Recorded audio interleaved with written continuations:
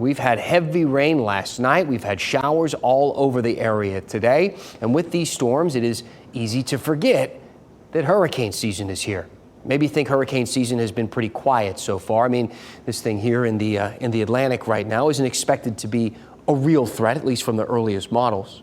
Or maybe you're like me and you're filled with a bit of anxiety about the fact that we've had weeks of flooding and we probably have many more weeks ahead.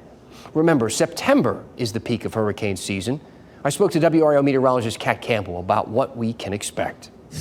Okay, Kat, we don't want to scare people here, of course, but we want to be realistic because we've had so much flooding already and we haven't even entered the months where we see the most flooding.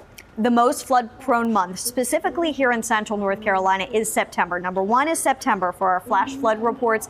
Number 2 is August. Number 3 is July. It's already been such an active year for us, the second wettest summer to date, and we just haven't even gotten to the most flood-prone month yet. And I imagine those months are more flood-prone because we're more likely to see things like hurricanes. Oh, absolutely. The peak of hurricane season is September 10th. It usually ramps up early in August and stays active through about mid-October. However, most of our major hurricanes, Category 3 or higher, develop after August 20th. So the big ones, we haven't even reached that date yet where they typically develop. I feel like we've been so busy talking about these flooding events that we haven't, at least me as somebody watching the news sometimes, not just doing the news, I'm not hearing a ton about these hurricanes until now. We're just starting to see things.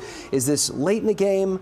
Are we early? Where does this stand? I don't think we're too far off the course here for when we see these storms form. The average E-name storm forms just after August 20th as well. This year forming on the 11th. Last year we had our E-name storm form on the 12th, so we're running pretty close and parallel to where we were at last year. Hurricanes can always pack a punch, we know that, but considering what we have been through with the amount of rain that we've gotten, the flooding we've seen, the infrastructure damage that we've already seen, is that going to matter at all when a storm potentially hits, a hurricane hits? Oh, absolutely.